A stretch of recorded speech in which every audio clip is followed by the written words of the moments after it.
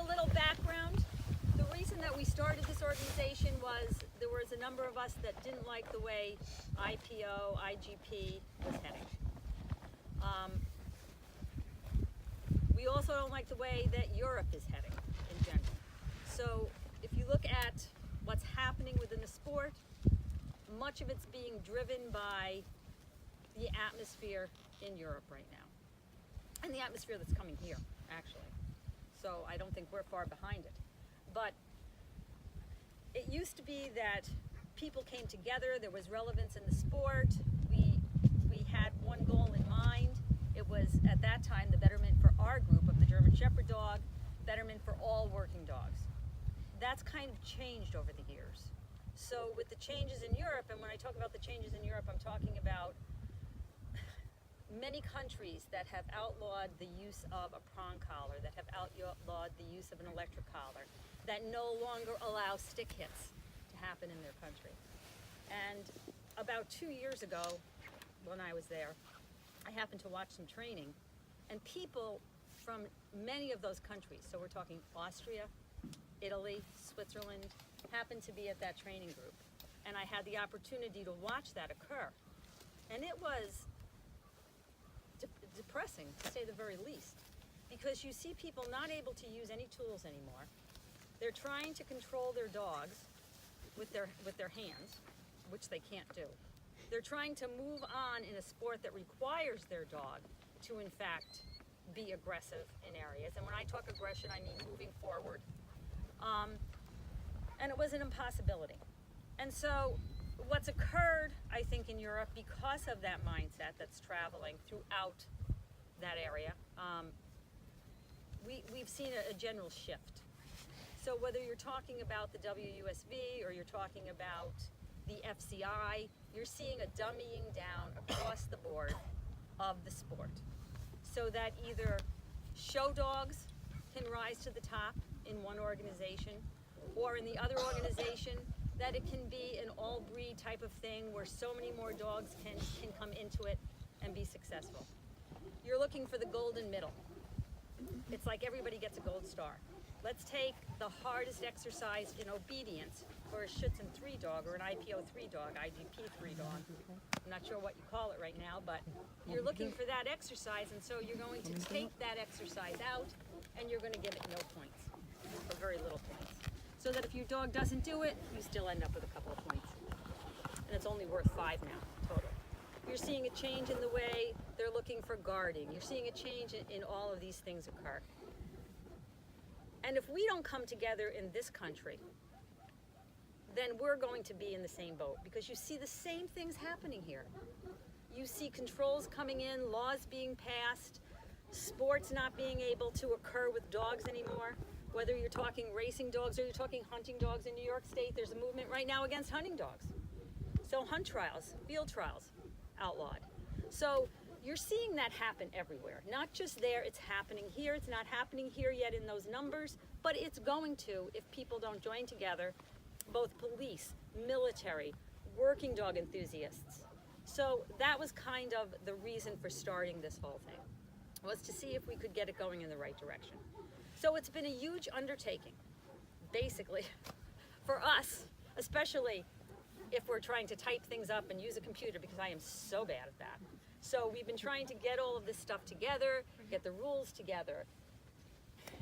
And every time we would get one thing done, we would realize we were missing another. So we'd have to add another component, like code of conduct, and it was on and on and on. So I think we're finally at a point that we're at the last edit. We have everything just about in place. We have a number of judges who have committed to this. PSA has welcomed us in, which thanks to Jerry and the PSA organization for taking us on and for letting us be a part of this, because we need an infrastructure to do it. So that's been a huge help. We've taken some things in direction from that organization, some things from our own organization, and we're trying to bring it together. We realize that for people within the sport of Schutzhund, that it's the 3 phases that really test the dog. So for us, that's a big part of it. It's a big part to say, and it's like with anything else, if you're not involved in that particular sport, you might not recognize the relevance to that. But when you have a dog that can compete in the bite work phase, in the tracking phase, and then do extreme obedience, be able to take the pressure of that obedience and still be able to put all of those things together, that's something that people in the sport of IPO, now American Schutzhund, aspire to do, is to be able to get all of those things together. So that's where we're heading. We're heading into a completely different arena. We're trying to take out tracking, although we're grandfathering it for a couple of years, so that people in the sport of IPO can quickly get into this. Then we're going to go into much more article search and scent detection work as phase A. So phase B, the obedience portion, will remain very much what it is right now, well, before this year, before the changes occurred. And phase C, we will make a number of changes. We're going to be talking about those things as we go. But that was the basic premise of why we started this organization, what we're trying to do, which is really to bring back again the importance of the working dog here, and to try and keep it at a level that really tests the dog instead of continuing to water it down. So we can go over the actual rules, the changes, whatever direction you want to go in when we're finished talking. But right now I'd like to open it up to Jerry and PSA to let them, to let you know through them what we're looking to do.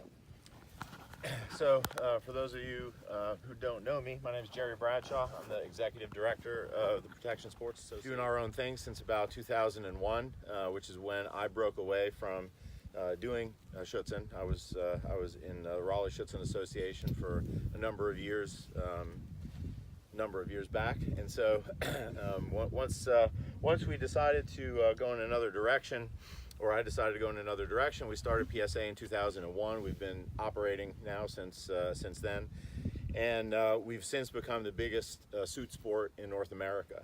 And so we've surpassed French Ring, we've surpassed Mondio in terms of members, trials offered, certified decoys.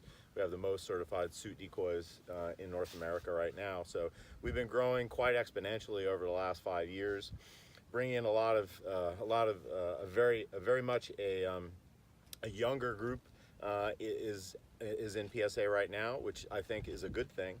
It's keeping the sport young and evolving, and I think Schutzhund needs that same sort of shot in the arm to where people want to come in and compete. So basically what we did was I talked to Debbie, we had some meetings, and I said I think the Protection Sports Association would like to offer this set of titles as another way for people to compete. I think for me a lot of the things that she talked about just now really resonate, because when we started PSA, one of the things that I decided we were not going to do was to appease everybody who wanted us to appear as if nobody used e-collars, nobody trained with prong collars, and I made it clear that we're not going to apologize for things that we feel are right. And if we feel like we are going to train in a certain way, that hiding it and trying to appease people is the wrong way to go. And if you hide what you do, then what ends up happening is down the road, you don't want to admit that you do it anymore, and then it becomes a slippery slope to people saying, well, if you don't do it, or at least you're hiding that you're doing it, then you shouldn't do it anyway. So I feel like training is always evolving. I think the tools that we use have to be protected. I think we have to make sure that we don't apologize for the things that we do, and as long as we're training dogs in an extremely humane way, then I think we should be able to do what we want to do. So in PSA, when you come up to the field, you don't have to hide the fact that you have e-collars in your car. You don't have to hide the fact that you put an e-collar on your dog. You can take it off right before you go on the field to compete, and then put it right back on once you come off the field. And I think we have for the last 17 years that we've been in operation, we have a really good infrastructure now for being able to go out and do the things that we think are important in testing dogs and at a high level. And so this organization, or at least this idea of American Schutzhund, when it got presented to us, we felt like this is going to give a lot of other people that don't want to do suit sports, but want to do the 3-phase test, to be able to do it in a way that's going to be kind of evolving into the future. I thought the idea of taking tracking out, while a lot of people may balk at that at first, I think, you know, just my limited experience recently in the last, let's say, 10 years around IPO has been, it's harder and harder to get tracking fields. It's harder and harder to get, you know, the opportunities to go train. I would listen to people talking about it, saying that they would, you know, be driving around and see a good field, jump on it, and wait till they get kicked off. And you know, I think as things get more and more urban here in the United States, and a lot of the people that are doing dog sports are in more urban areas, it's harder to find those opportunities. So what's it going to be 10 years down the road, 15 years down the road for that phase? And I think it was a brilliant idea to, you know, move from one type of evaluation in phase A to a different type that's going to be a little bit more relevant. And also, I think, you know, it's going to marry nicely with the idea that, you know, we want dogs to be produced here in the United States that are, you know, capable of doing detection work. And, you know, tracking is certainly, you know, a scent exercise, but what's required for detection work is a little bit different. And so if people are going to be selectively breeding dogs for this type of work, you're going to be looking very hard at the hunt drive and the dogs and things like that, and trying to preserve those things for breeding. And I think when I started in IPO years ago, a lot was made of the fact that it was a breed test. And I think returning to that idea is a very important idea, because, you know, we're all, no matter what you're into, whether you're a German Shepherd lover, a Malinois lover, or you're in the police dog business like I am, we're looking for the production of dogs that are capable of doing real work on some level, and sport work, you know, as well, and having dogs be bred for the right reasons, I think, is really important. So I think going forward, this you know, this return to the you know, the protection work of the older days, I think, is a really good idea. There are a lot of things in that we'll talk about that I think are going to improve the testing. I felt like when I was in Schutzhund years ago, I really felt like that was a good test of a dog. You know, when you had really powerful helpers and reed sticks, and, you know, and so forth, and attacks out of blinds, and, you know, and the courage test was a flea that turned into an attack. Like, those are the things that, you know, we're going to talk about, or we're going to be bringing back in this set of tests. I think that's going to improve the quality of the evaluation overall. It's going to separate dogs a lot more than they're being separated now. So we're going to be providing the infrastructure. So what that means is, you know, clubs will register through PSA. So they'll be existing clubs will be able to just register and join. PSA does not regulate clubs at the club level. We you know, you guys have your bylaws, you run your clubs as you see fit. In PSA, a lot of the clubs are run as businesses, a lot of the clubs are run as hobby clubs, and that's fine. We really don't care how you run your club. That's kind of up to you. You pay a registration fee, and you have to have one event a year to be part of the PSA, and then individual memberships are through PSA, and then our infrastructure of secretaries and so forth are going to be, you know, tabulating results and producing scorebooks and recording things and so forth and so on, and that's going to be kind of the behind the scenes part of American Schutzhund. So I'm looking forward to the rest of the weekend to answer any questions that you might have, whether it's about the structure of the organization or about the individual phases. You know, that sort of stuff is Debbie's purview for the most part. We're going to add a little bit on the detection side here as well to give you guys some idea of that. If you don't have a lot of experience with that, we'll talk more about that. But I'll turn it back over to Debbie, and we'll get on with the rest of it. Yeah. So I guess if we start where Jerry just ended off, with PSA being kind of the umbrella organization, what we will do as American Schutzhund is we will register through PSA. So when you register a club, the cost to register a club is $100.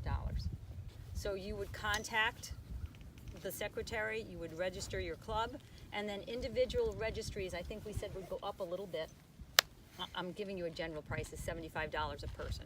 to individually register yourself. And then you would get a scorebook through PSA. And that scorebook would have 2 sections in it. For your PSA part of it, if you're competing in PSA itself, there'll be an area in a scorebook for that. If you're an American Schutzhund, there'll be another area in the scorebook for American Schutzhund. So it'll depend what you're actually competing in. And you would get a scorebook for each dog that you were going to compete with. That's kind of how that works. Are there any questions on that that can be answered right now? Yes? If you're doing both, is it going to be in one book, like both? Yes, yes. So if you want to do both and you want to cross over, both will be in that book. It will be issued to that dog. Okay. If I can answer any other questions, or if you have, Vicki? I do have a question.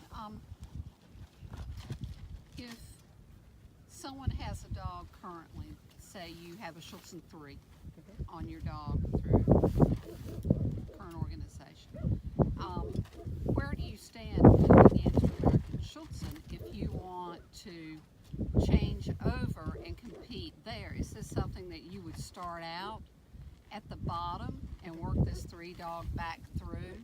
Yes, it will, because there's different things in American Schutzhund than there is in IPO. So you've got to start again. We can go through all of those differences, but you have to start over to get your so you title. would start essentially and get a BH. Correct. And go all the way up again with Correct. your Schutzhund 3-dog. Correct. Okay. Yes? And then you said you're going to phase out the tracking, so, and that's not going to be for 2 years. So when you start now, you would do a regular traditional track what we're used to. You can choose right now. So right now, once the rules come out, they'll be out in the next month or so. Once those come out, you will see that you will be able to track, or you'll be able to do article searches and scent detection. So that will be your choice. You will let the club know when you're entering a trial what you choose to do for phase A. Immediately. You'll have to let them know pretty quickly, yes, because they're going to have to set up for that.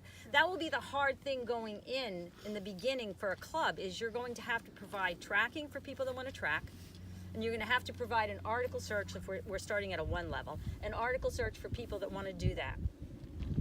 Then as you go on, you'll have a choice between tracking or scent detection. So the club is going to have to provide those things in the beginning. But yes, you can do either one right now. But at the end of 2 years, tracking will be phased out, and you'll have to do the article search and the detection work, and it will change slightly at that time. When do you think trials will begin? We're hoping this summer trials begin. Yes, it'll be ready to go. Yes? For detection work, what kind of sources are we going to use? That'll all be posted, so you will have all of that specific information. So, go ahead. So I'm currently certified cadaver, and I'm concerned that if I put her on the other source, that there might be a problem legally if I have to go to court. So that would be a question for Jerry. Yeah, I mean, there's going to be decisions that each individual is going to have to make. So the way it's going to come out in the rules is the Schutzhund 1 is going to be an article search, basically. So there should be little to no conflict with anything there. When we get to Schutzhund 2 and Schutzhund 3, it was decided that we're going to pursue just a detection on a pseudo-narcotic. So pseudo-cocaine, pseudo-heroin are going to be the 2 odors that we're going to be training the dogs for. So everyone's going to have to make a decision. If you already have a dog that's currently certified in detection, that's going to create a conflict, then obviously that's going to create a conflict. So, but I think for for us, we're using we had to come up with what we want the dogs to find. So that we can make a test, and we wanted something that was readily available. But we also, again, given the current political climate, we want to make it, sort of clear that we're trying to title dogs and produce dogs that have a workability for police, military, sport, that sort of thing, because we're trying to close those ranks a little bit. And so that's why we decided to use an odor that would be, let's say, relevant to police and military dogs and that sort of thing. So that was the decision there. I think everybody has to make their own decision with that as you move on. But yes, you'll have to start again. The BH will be different than the BH of today.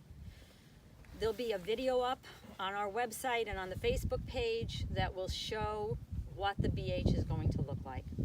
It's going to be a pass-fail, just like the BH of today, but there'll be 10 categories, and there'll be examples of each category that you can test your dog on. A club will choose 5 of those categories. These are categories are environmental tests. Yes, they're all environmental tests.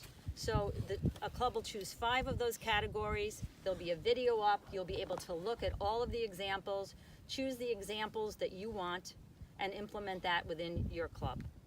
Then there's going to be a short obedience portion of that. So the short obedience portion will be just like the BH of today, but it's only going to be one heeling pattern, and you will make a choice. Do you want to do it on leash or off leash? It makes no difference to us. Whatever you choose to do is fine. With gunfire? Excuse me? Gunfire in the There'll be gunfire in the BH again, yes. There'll also be a dog aggression test that we will implement in the beginning. As one of those parts of the 5 that you're going to be picking, there'll be an additional one on dog aggression that's added. That's done by us. And when you look at the website, you'll see it all. It will be up for you to see, so it will be very, very clear. So it'll be different than the BH of today. That's why you have to start and go through it again. Are there any questions there that we can answer? Can we maybe just give a couple of examples Yeah. of the environmental tests? We're trying to, again, make it relevant. So instead of doing the things that were done before, we're going to try and actually use some of the things that we see our dogs doing as a problem, like slippery floors. Let's say your dog has a slippery floor issue. We're going to have some scenarios there in which you're going to test your dog on that. Whether it's jumping on an uneven platform that's moving underfoot, whether it's going across a slippery floor and using that, so that it's going to be a simple little test that's set up, and it's going to take 10 seconds to see how your dog does with it. Some of those tests will be used with a ball or drive food. Some of them will not. We'll have things that you'll jump into. So we might be using something like, I think we had a wheelbarrow here before, where a dog will jump into the wheelbarrow, jump out of the wheelbarrow. It might be on something that's moving, on wheels, where your dog jumps up on it and you move it on wheels. That's just one example. We are going to have a recovery one. So you'll see on the video that on a hanger we have clothes, and it looks like a person when it's pulled up. It's laying flat on the floor. You'll walk your dog out. We'll raise that up really fast, and you're looking at how your dog recovers. What does your dog do in that situation? Does it come forward and bark? Does it run backwards, hackle, then bark and come up and sniff it? Does it run away and not recover?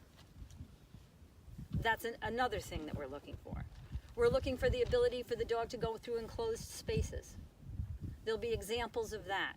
We're looking for the dog to go, when we're talking uneven surfaces again, something that's either moving, maybe a ball that's up that your dog has to jump onto.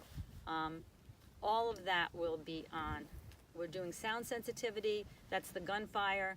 We also have crates on the ground that are making a lot of noise. We're having the dog, another situation is to jump into a pool that's filled with bottles.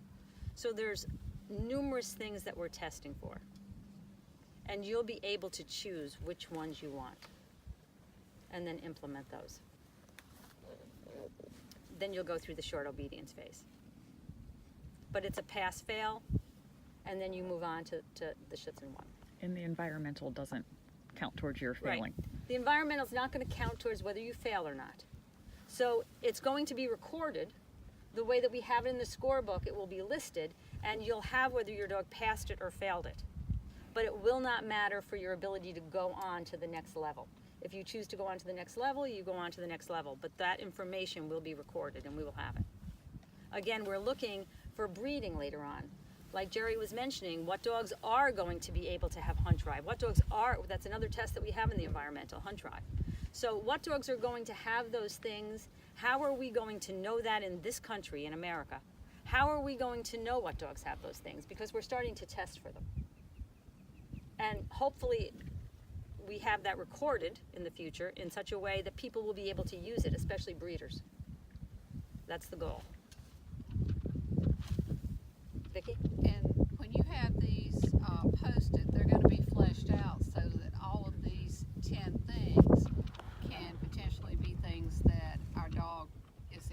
exposed to through our training so that it's not one of those things that they've never seen before when you get to the day of the BH. Well, you'll see it all right there. You can do it. Yes. But there's going to be things, whether you test it out or you don't test it out, like slippery floors, Oh, yeah. that dog is going to show that, Oh, yeah. regardless. That's true. And it doesn't mean, that's why we don't want people to say, oh my gosh, if my dog fails a slippery floor test, we're done. No, you're not done. It's just a matter of that is what your dog does. Doesn't mean that they may not be great in everything else, but that is recorded. So you know it. So down the road, let's say someone's looking to do a breeding, but their dog has an issue with slippery floors. Well, you don't want to breed to another dog that has issues with slippery floors. You want to get away from that. So that's what we're trying to design it to do. Yes? So what I understand you're saying is there's going to be some kind of breed registry with data as far as each dog, whether or not what their characteristics are. Well, we're going to have that all recorded within our scorebooks. So the breed registry part of it will come, that's what we're aiming for down the road, but that would be later. We can't do all of this at one time. There is just no physical way. The big change obviously is going to be that if you're thinking about doing a breeding and you have a dog that's titled to a certain level in the sport, then you can look at the scorebook Right, and and see, you'll know. okay, this was a deficiency, that this dog had some environmental deficiencies. It was great on the sport field, but it had some environmental deficiencies. That's going to give you, as somebody that's trying to arrange a breeding, some information as to whether or not you want to make that breeding, or if you feel like that might be an issue. So what I understand you saying is you need to talk to the individual who you're planning on breeding with and ask them to see their scorebook. Right Sure. now. I mean, if you're yes. going to do a breeding anyway, You I would mean, wanna you do that. probably want to see the scorebook, or Right. at least that's going to be the document that's going to have more of this information in it. So, yeah, I mean, that's certainly something we always want to know the scores on the dogs that we're breeding too. Sometimes that stuff is evident because of published scores and things like that. But the scorebook is then going to be a document that's going to reflect some of this information, so that it'll be a little bit more useful and be able to give us some idea of some of the things that maybe when that dog was younger, some of the things that were issues for that dog, so that you can make an informed decision about breeding moving forward. Somebody just contacted me the other day. They had 3 dogs in mind that they were looking to breed to. Simple. Once this is done, some of the questions they had will be fairly easy to find out. You ask for those people to produce their scorebooks on that dog, and you will see right away, if those tests were done, what the dog did at a young age. Did you want to go over the dog aggression portion a little more because it's separate than the actual? Yes, one of the tests is going to be for dog aggression, and we are going to have a dog that's tied out on a very loose leash. We're going to have another dog come by it. If there's any indication that that dog is dog aggressive, and one of the indications might be total avoidance, because that would be trained, right? Then we would test it further. Basically, it's not foolproof, but we want to weed out any dogs that are going to be super dog aggressive right from the beginning. So there'll be a test for dog aggression. If you fail the dog aggression test, you fail. Will that be part of the B? Yes, You failed and not go on. correct. You're done. With us, yes. So that's the B. The major difference for if we get into the detection, we've kind of gone over already, but phase 1, besides tracking, will be an article search. The article search is going to be very similar to the article search that is, what is it, STP now? STP. Yeah. So it's going to be very similar to that, yes? Can I jump back to the B quick? Sure. On the dog aggression portion, dog fails, it's done that, or will there be allowed of a retest? No, there will not. Okay. Not for extreme, and again, we're not looking for a little bit of a reaction. We're looking for dog aggression. Okay. We're seeing it more and more, and it's a concern.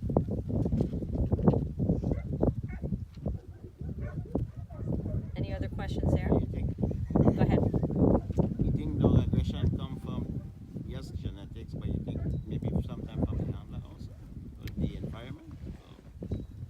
For sure it comes through genetics, not a question. And the other things, of course, can play into it. Regardless of that, it really doesn't matter to us as far as putting a really aggressive dog out there in the field. I've been in this a while. I don't know how Jerry feels about this, but if you have an extremely aggressive dog, you can think all you want to think that you have that under control, and you do until you don't. And when you don't, it's too late. So it's something that it may not be foolproof, but we're going to attempt to weed that out. Yeah, 100%. I'm in agreement with that. That's one of my pet peeves as far as sport dogs goes. I mean, especially when you have multiple people out on the field at the same time. Obedience. That's a concern for sure. Any other questions with the bee before we go on? Okay, so the article search will be very similar to the article search in STP. This is not totally finished, but we're going to have 2 articles, and your dog will have to take some direction, but we're going to be looking for that dog to really use the odor and be able to indicate those articles. So you can look right on the rules that we're going to post, as well as back to the STP if you're looking for how that's going to go. When you get to the 2 and the 3, it will be scent detection, and we're going to be setting that up today. So we have 2 people here, Ben and Tim, who have done some detection work, and they're going to be running some dogs through if you want to try it. They'll show their own, and then starting some dogs on that. If you're interested in starting your dog and having some fun, we're going to be working that through today. For the 1, it's kind of set up over there. If you look, we're going to be using cinder blocks. Or excuse me, the 2, we're going to be using cinder blocks. And there'll be 30 cinder blocks out there. There'll be 2 odors. Your dog will have to indicate the 2 correctly. There'll be false indications. I mean, we're going to work through this, but we'll show you how that's done today. And then for the 3, it'll be the original cinder blocks, plus we're going to add 20 more containers of different types with another odor, another find. Not another odor, really, another find. So that's how that's going to be set up, and we'll run through the detection work today. And that'll also have blanks and distractor odors as well at the level 3. There'll be blanks in the level 2, no distractor odors, and distractor odors in level 3. Yes?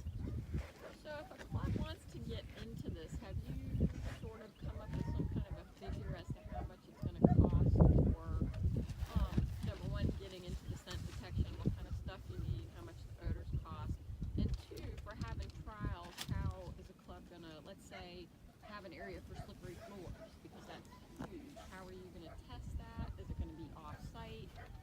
Because it just sounds like a major undertaking for a sport club to switch over to this and be able to have all the stuff that's going to be required for trials and the scent stuff. So I would tell you that scent detection will cost you less than tracking, number 1. It's going to be less, not more.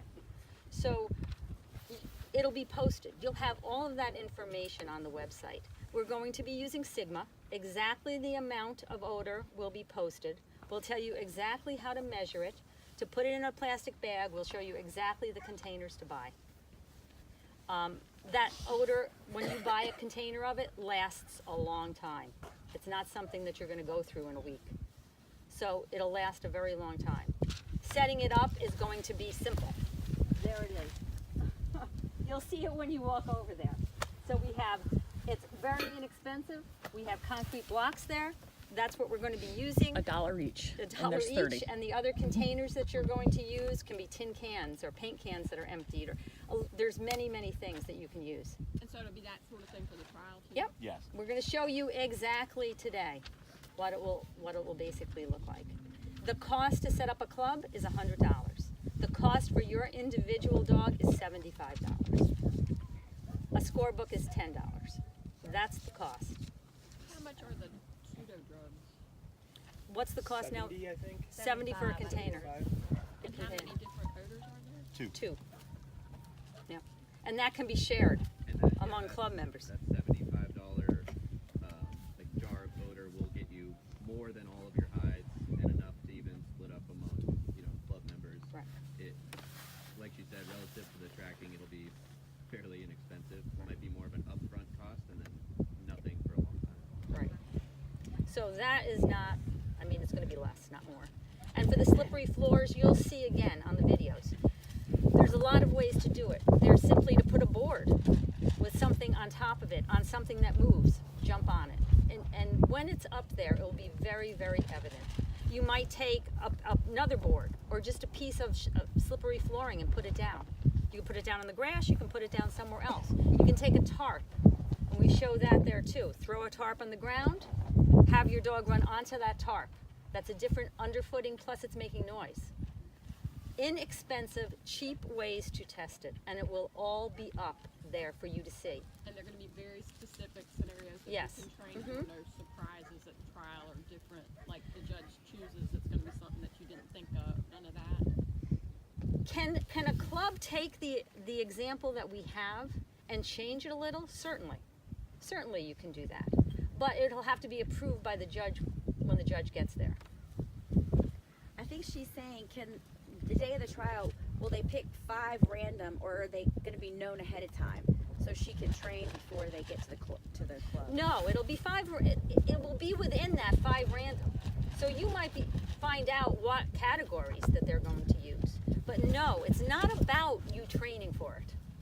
That's the big difference here. We're not looking at that. We're going to put out every single example and say this is what's going to be at this trial and you train for it. We're not scoring it. It doesn't matter.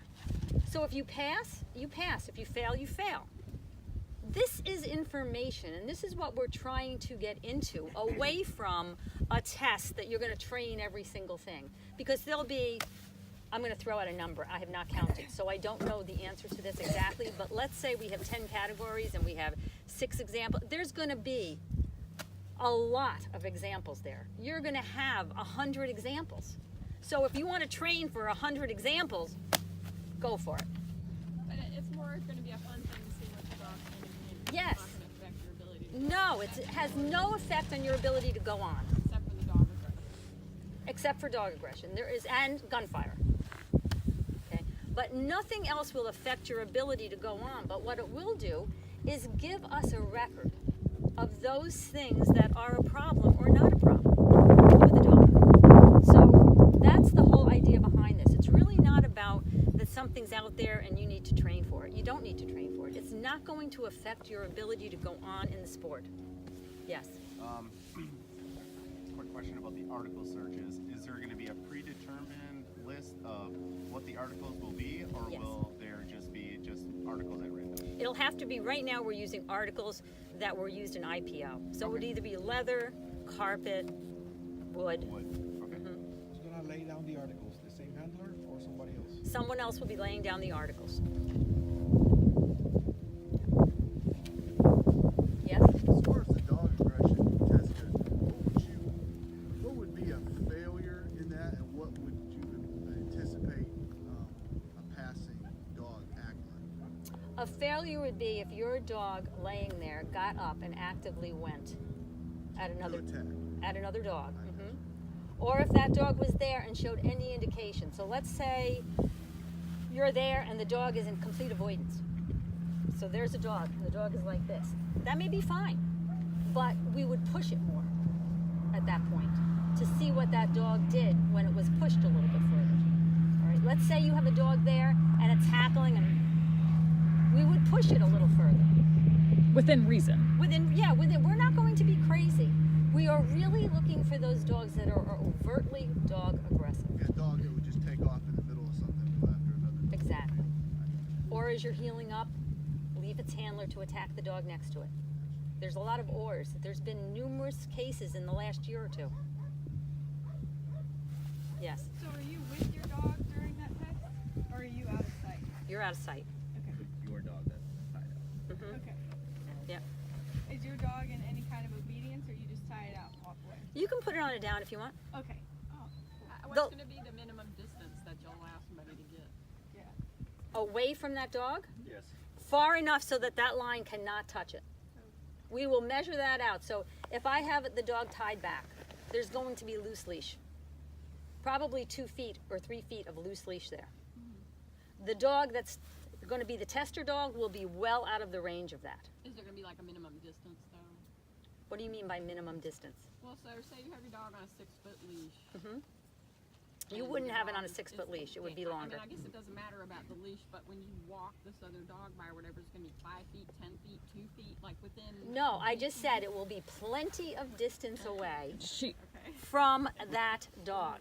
So if that dog hit the end of the leash, it would still be within feet away from your dog. Yes. So Debbie, other than the environmentals like slick floors, things like that, this could be pretty much like your regular temperament test that everybody else has been taking. No, it'll be very different than, there'll be 10 categories. There'll be hunt drive, there'll be a number of other things. So unlike the test of today, one of the choices might be, let's test for hunt drive. Let's take a ball and throw that ball into those bushes there and put your dog away. Everybody gets to see the ball be thrown out there, put your dog away, or turn the dog away for 60 seconds, bring it back to that area and send the dog in. What does the dog do? Take a ball without throwing it, put it under something. Now, stationary, stagnant, send your dog. How long will your dog work to get that ball out of there? So those kinds of things. So it's going to be different insofar as we're really trying to set it up in such a way that tests some of those things. So we see. If we have a rubbish pile, if we have one scenario in which we have a big rubbish pile and we have a toy out there, send your dog into that rubbish pile. How long will that dog work that? Will he find it? Won't he find it? Whether he finds it or not is not so much as if we keep letting that dog work and he works and he works and he works. That's what we're looking for. So it's going to be very different. Yes. If your dog is searching for the toy and they come back to you, can you redirect back into the pile, or is it done once they come No, back? you can redirect back in. It Encourage. will be, when we actually go through it, we'll give a time for that. But it doesn't even matter, let's say we're doing hunt drive, and we have a rubbish pile, and your dog is hunting, and he's hunting and hunting and hunting and can't find it. He passed. Okay. He might not have found it, but he continued to search for that period of time. It's all going to be So- based off of the scale, right? 1 to 3. Yeah, it's only going to be 1, 2, 3. That's it. 1, really bad, you didn't pass it, or 3, really good, and in between, you did fine with it. That's basically it.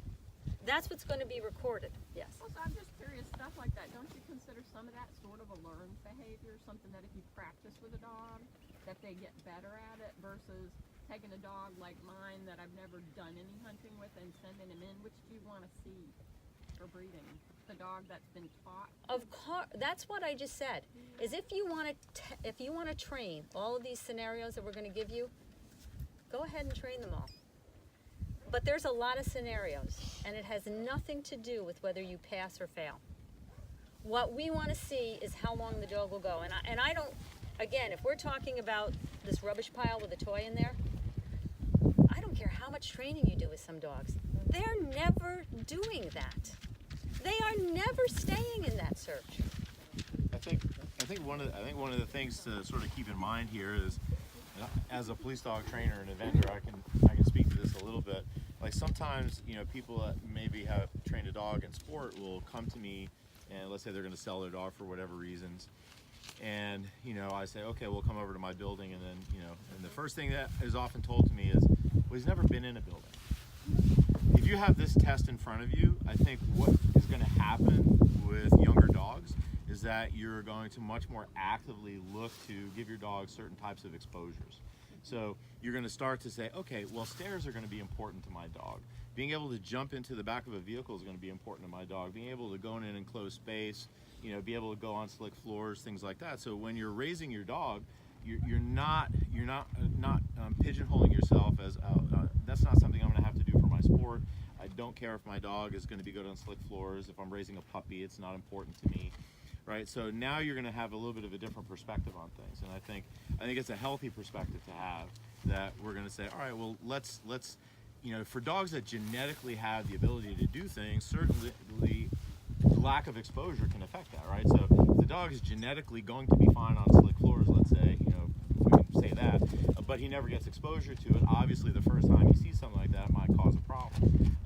But I think if you're, as you're preparing your dog to go into this type of sport endeavor, and you have to pass this BH to get there, then I think you're going to be, introducing your dog to hunting. You're going to be, doing closed spaces, taking them upstairs, things of that nature, which is only going to bring out what's naturally present in that dog. But as Debbie said, if that dog is just not going to do it, you could train for that until the cows come home, and it's just not going to happen, right? Well, I know stuff like rubbish and slick floors is genetic, that you can get them used to things, but there's going to be times when they're still going to. Yeah, sure. Right. So I think that's kind of what we're looking for, because ultimately when people are making breeding decisions and they can look back at a scorebook that says, okay, well, this dog failed on these certain things. Now, for me, if I know my dog's gonna have to do a hunt drive test, maybe just search for something that's just been placed out, then that's certainly something you want to work with your dog on. You want to teach them that that's a thing, because if they don't see the prey, or they don't know it's out there, they don't understand that game, then certainly they can not show an affinity for it. But I think there's going to be things that you're going to want to work on and want to train for and prepare for environmentally, and there's going to be things that that are just going to show themselves at the evaluation, no matter how much you might have worked on them. And I think that's ultimately what we're after. Yeah, and again, it has nothing to do with you passing or failing or being able to go on. You're going to go on regardless, if that's what you choose to do. But it really does give us a better idea of what a young dog can do or can't do. Think now, how many dogs are being bred where that stuff is completely hidden. You don't know it, right? And everybody does their best to hide it, right? So if that dog is weak on slick floors, and he's being, he's being, the legs are being bred off of them, and he's producing dogs that are terrible on slick floors, you know what I mean? Then why do we want to accept that? Let's certainly not accept that. Let's do something about it. It doesn't mean you can't compete. Doesn't mean you can't win trophies. Doesn't mean you can't earn titles. But at the end of the day, if that dog is eventually going to be used for breeding, at least at a minimum, whether there's a breed registry or not, or all of that other stuff, at a minimum, you can request a scorebook and say, let me see what he looked like when he was 1.5 years. Let's see what the environmental testing showed. He might be a V dog, but that environmental testing shows a little bit of weakness, and that's a consideration for you. And so now you won't be able to hide things quite so easily, and I think that's healthy. If you're looking to improve the breeding quality of your breeding stock, and this is going back to being a breeding test like it was, back when I started, then we should welcome that sort of stuff. And whether you can train for it or not, I mean, it's going to be apparent on the day of the trial if some of these things are going to be a sticky point for your dog. And so I think it's a healthy way to go about doing this, because I mean, I know for myself, if I had a sport dog that was going to be great at the sport but showed some difficulty in certain areas, I'm grown up enough to say I'm not going to breed that dog, right? But there are a lot of people who are not grown up enough to say that, and so we're going to help them grow up a little bit. The other thing is, if you're going to, I mean, right now we're just starting out, but for people that have aspired to go on and really compete at national level events, at some point you're going to face some of those things that you think you're never going to face in the beginning stages of training. Because I hear people all the time saying, well, it doesn't matter to me. Let's say it's slippery floors. It doesn't matter to me. My dog doesn't have to go on floors. Really? Well, get to top level competition, because your dog is going to go on slippery floors. That competition might require you to go down 2 flights of stairs into a gym and move your dog across a gymnasium floor and then jump up on a table for a vet check.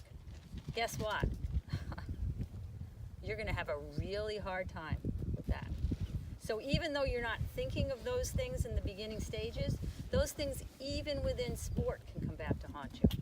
Yes. I will say that when we were building the video, none of our dogs really saw any of this anyways. No. They didn't see somebody pulling a string and having a bunch of clothes pop up in the air. They didn't see running into a rubbish pile. They didn't see any of jumping into a wheelbarrow. So all of the clips and all of the videos that are going to be listed, our dogs never did it before either. So jumping onto a exercise peanut, balancing on that, walking across a balance beam, None of our dogs really saw that. So you're seeing all of that, and it was never trained in the beginning. So if your dog can do it, they can do it. If they can't, it's going to be evident. Yeah, we didn't train for anything. And you'll see, I think you'll see that, in the way the dogs, different dogs approach those things. But we didn't train any of it. We just put examples. And even though you think that that's going to be a big undertaking, we really tried to make it as simple as possible for a club to set up these things. We didn't want it to be like a major undertaking. We tried to use natural things. We tried to give enough examples that anybody, anywhere, could use these things. There's a couple of things in there that may be more than what you might have, but somebody else might have. That's okay. It's like there's one part in which we have metal stairs that you'd find at Lowe's that the dogs go up. You might not have that if you live in the country, but somebody in an urban area might have that very easily. That might be a convenient thing for them to do. Yes, Ben? What will be done to ensure clubs don't just set up 5 things that their club dogs are good at? Is it up to the judge entirely to contact that club ahead of time and say, hey, I want to run these 5 things, 3 weeks before the trial? Or is it up to the club to come up with I think the club comes up with the categories that they want to test, at least for now, and then their tests are kind of, when the judge comes, he looks at the test scenarios to make sure they're actually going to test those things. I mean, there's enough examples up there. But we can certainly eventually change that to where it's the judge actually setting it up. But right now, with everything on our plate, and everything that these clubs are going to have to do, we wanted to leave it up to the clubs to have whatever that they can look at and they can say, okay, we can implement this easily enough. So there'll definitely have to be a certain level of club integrity Yes. to say, Correct, hey, in the we're not beginning. just gonna pick Yeah. a staircase that we all practice this month and set that up. Right. Yes.